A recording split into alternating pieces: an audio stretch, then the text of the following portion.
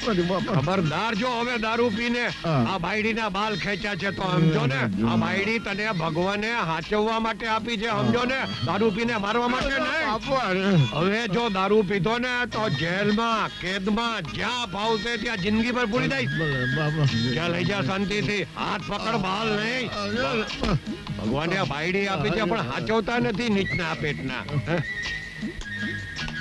અરે સાહેબ, તમે આજે કઈ ડબલ ટેન્શનમાં લાગો છો? હા, થાપરનું મૃત્યુ એક રહસ્ય બનીને રહી ગયું છે. અરે સાહેબ, રહસ્ય ને રહસ્ય જ રહેવા દ્યો અને એમ સમજો કે આ ધરતી ઉપરથી એક બીજો પાપનો બોજો ઓછો થયો અને એ થાપર રહસ્યથી ન મરત ને તો એટથી મરી જાત. એને છોકરીઓ પર બળાત્કાર કરવાનો બહુ શોખ હતો ને અને પાછો નિરોધ વાપરતો નતો. તું કોઈ દિવસ નહીં સુધરે. લ્યો કરી લ્યો વાત. અરે હું બગડ્યો છું જ ક્યાં કે સુધરું.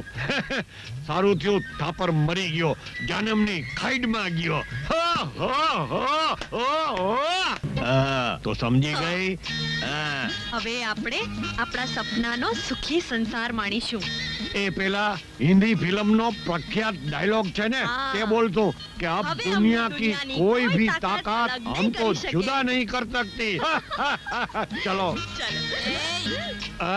મારી દીકરીને ક્યાં લઈ જાય છે હઠિયા? એ જબાન સંભાળીને વાત કર સાસુ, નહીતર ખેંચી લઈશ.